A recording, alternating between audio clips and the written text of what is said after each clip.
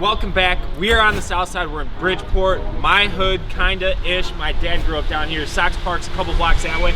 We're at Franco's Ristorante. We're at 31st and Princeton Avenue. Old school Italian joint, been open about 30 years. Dante took us here. Dante, what do you guys say about it?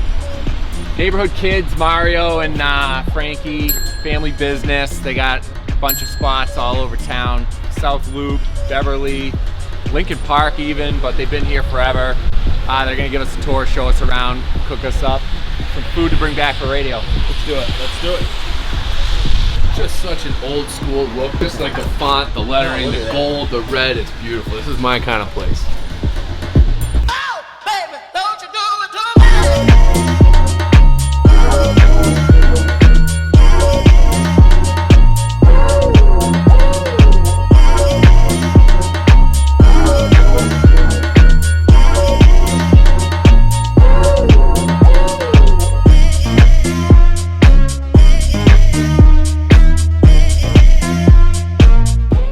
We got Tony Soprano. You can't give us your O?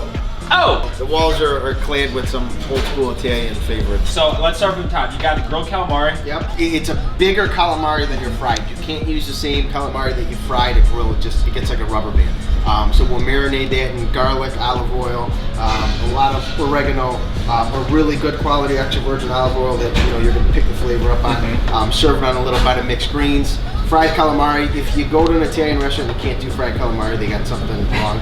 It's none of that frozen stuff that you get out of a box. This is, we brought it and batter it in-house. You soak it in a little bit of milk, nice and light. The whipped regatta dip is a really popular item I have at most of my locations, so that is Very excited for that. regatta Use the cheese. burrata. Perfect. Yep. Yeah. So you whip it with, like I said, a lot of Romano cheese. You put some herbs, spice in it, olive oil. It's on a couple crostinis with some homemade orange marmalade from our breakfast place. A little bit of honey. The stuffed peppers are awesome. They're very spicy depending on how spicy the pepper is. So it's a Anaheim pepper spiced with our homemade sausage blend. A little bit of zesty Diablo sauce on it. You're so conversant about everything on your menu, like you just have it. Is that just from growing up in it? Is that since you took over you got more No, I would say growing up. So You better be. Yeah, obviously well, my but job. not everybody's No, like I that. know. Yeah. You're right. So if you don't enjoy what you're doing, especially in this business, it's brutal. Like this is just a brutal, daunting business as it is. The hours don't stop. You're on call all the time. You're dealing with COVID and crazy stuff like that. But I was always involved in the restaurants. My Saturdays and Sundays, I would go with my father to one of the restaurants. I go, Z out credit card reports before it was just swiping it. So it's not like I went and played catch with my father in the park. I went to one of the restaurants, I drove around with them, I went to the market, I went to all the purveyors. So I was always interested in that. And what was your plan? Like, you didn't plan on being a restaurant. I always knew I was going to, but my parents instilled you got to go to college. So after leaving high school, I went to John Carroll for finish my education there. Cleveland, right? Yeah, Cleveland. That's So a good school. So I finished that up. I studied business management there. But in the meantime, my summers I was still coming home and doing Taste in Chicago. So we've been in the Taste since 1990. Okay, So cool. that was like mine and my brother's summer vacation as we were doing that. Imagine being on Columbus Drive, on asphalt, in a temporary tent, and we were lucky. Middle of summer. We just sold Italian ice, and it was it's a hot commodity down there. It's hot weather. It's 90 degrees out, so the line just didn't stop. When I'm 14 years old, running a crew of like 20 people down there just scooping Italian ice all day long. That gets instilled in you. So after college, I take this over because we were up in the air if we were gonna do a new concept or what it was. My dad's name is Frank also, hence Franco's Ristorante. So I wanted to keep this brand going and alive, so I just rejuvenated it. I never wanted to do in this business, and I told him, like, Dad, well then you shouldn't have taken me to all your restaurants since I could barely walk. This is is kind of your guys' Legitimately, Well, you used to play. You wouldn't play with like footballs No. or toys or video games. You used to play with pots and pans. You like banging, like a drum kit. It's in his blood. Yeah, exactly. So it sounds like your dad was trying to do a scared straight situation. I assume so, but it kind of didn't take. it worked out. I ended up knowing what I was doing. Like I said, I'm really big on service. So my waiters and bartenders play just as big a role in this business as I do in the food and the ambience, because I want you to go there, disconnect from society and what's going on, have a nice relaxing dinner, be able to, enjoy yourself, get away from what's, what might be bothering you. So if I don't have the bartenders and the servers that can converse with you, guide you through the menu, hey Dante, I know you were in last week, you tried this special, how about you try this one now? It's all part of the experience. Dude, I love that, man. Now obviously given this pandemic and what the city's done to businesses, how has not being able to offer that experience affected, your business? When you talk to restaurant operators, they'll say they get burnt out because sometimes you're dealing with people that, the customer's always right, but they're really not, right? Like they might come up with some crazy stuff. So you get burnt out from dealing with people day in and day out. But what I realize, and especially my staff, is you miss that human interaction.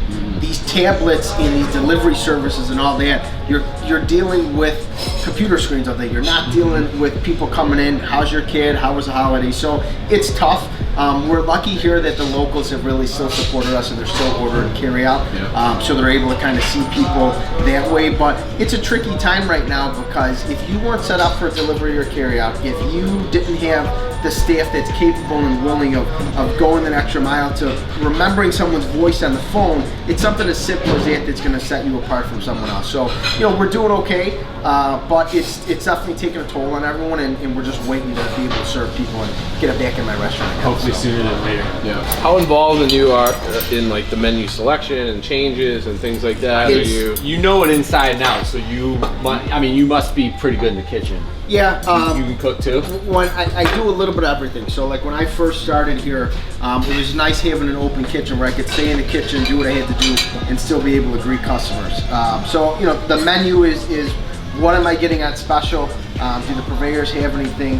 What are my chefs thinking? A lot of seasonal stuff. So we do like weekly specials each week. Do a couple great fish. All of our meats are prime meat, so we'll do some nice fillets. But it's really all coming through me. So it's a lot of work here to do. But I'm lucky to have a good staff. Our chef's been with us for close to 30 years since we opened. Wow. So it's like, what am I supposed to tell my staff that's been with me so long? Hey, I'll get to you when I get to you. So I kept them all on staff. Having them do random stuff if that means they're going and picking up deliveries instead of us getting it delivered or them taking catering orders. Our other location, Il Cucino, is still open, so we've been sending staff over there to be able to help on the patio. So just trying to evolve, keep them busy. I can't in good conscience just keep them at home. Good for you, man. That's awesome. It's the right move. That's so awesome. That's a grilled calamari. That's the healthiest of the options you guys got. So what's it been like being in this neighborhood for 30-something years? So we were born and raised here. My father is a first-generation immigrant. So when they came here from Italy, they moved to Bridgeport. What part? Calabria. So Me too. Beautiful. Where at? He's from close to Cosenza, little small town. Yeah. So they came here. My father started with like hot dog stands. So he had hot dog stands with a good family friend of ours. Like over here? Over here, right by White Sox Park. So when there were big events, they'd go there and they sell hot dogs. After that, my father went into like pizza places. He had a couple places that were known for like their panzerotti, beef sandwiches, breaded steaks, stuff like that. He did that, and then this was the first like fine dining sit down that he did. That's my favorite thing that we say about food. Yeah, This is fucking incredible. I saw that like 3-1. Like I sell a ton of it. That's one of the best things I've ever put my mouth on. Now here's what's crazy is like That's a great compliment. I'll take that one. I might quote that and put it on the wall. Put it on the wall.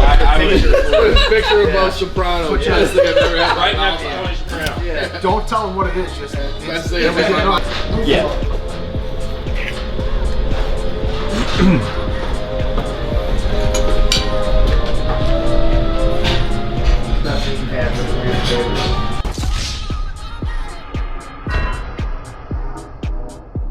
I opened this in 2016. That same summer, I opened a place at Buckingham Fountain called Franco's at the Fountain.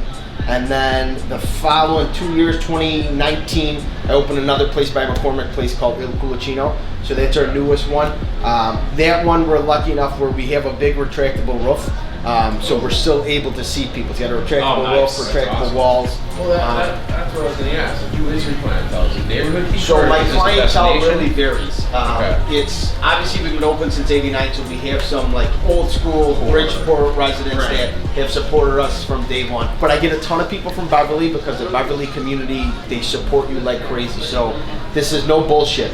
They'll come to Franco's on a Friday, Franco's on a Saturday, and they'll Cucino on a Sunday. So those people are phenomenal. I have nothing but great things to say about them. We're lucky enough where I get a good mix. I'm giving you great products. The quality's there, quantity's there, and it's affordable. If you look at my prices, they're right on the Not ballpark. expensive at all. All right, that's it. I'm a dead body from eating all the food from Franco's Ristorante. What do we say? Franco's Ristorante? You got it. Whatever you I call can't it, even just come in. think. The Ruffalo boys, Mario, Frankie, cannot thank you enough. Thanks for coming, guys. Appreciate it. Cheers. Food was unbelievable. Salud. Salute.